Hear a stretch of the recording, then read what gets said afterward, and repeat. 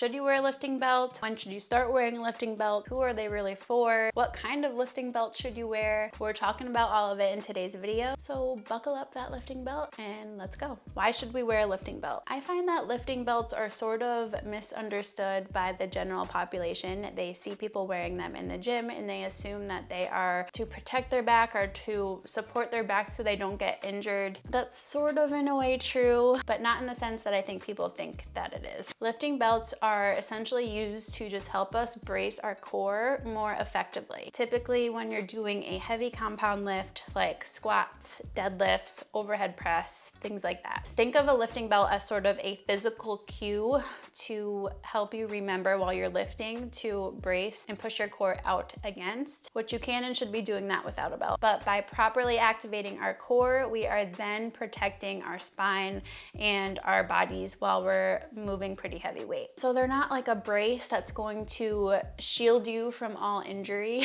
while you're lifting, but rather a support to help you remember to lift with proper form and with proper core activation. When should you wear a lifting belt? Is there a time that you should start wearing one? Should you start wearing one when you first start training? Should you wait until you're training for 5 years in the future? Typically, we are wearing a lifting belt when we are doing a heavy lift.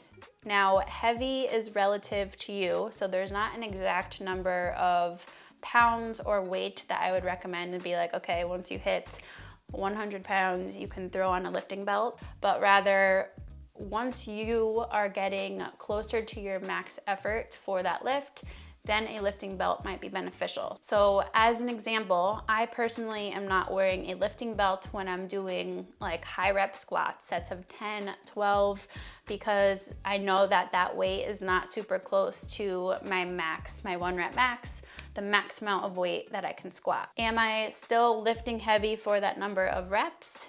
Yes, but since that weight is so far from my max weight, I don't really need to throw on a belt for that. If you're somebody who needs like a rule of thumb that's a little bit more specific, I would say anytime you're working at or above 80% of your 1 rep max for that lift, throw on the belt. If you do not know your max weight for any lifts and you've never tested your max before, number one, that might be a good thing to do. It might be fun for you to do. Number two, then I would suggest going by anytime you're doing a set of like 6 reps or less. Who are lifting belts for? I'm not going to discriminate here because it does depend, but I would say the only time I would not recommend throwing on a lifting belt is if you are super new to lifting. If you've been lifting less than a year, I would suggest just focusing on training, getting your core strong, learning how to activate it without a belt, and then you can play around with that once you're a little bit more experienced and once you kind of have mastered the basic form of these lifts, which takes time. Lastly, what kind of lifting belt should you get if you are interested in getting one? There are a lot of different kinds out there. We have leather belts, we have softer belts, we have lever belts. What I would suggest for most people is a softer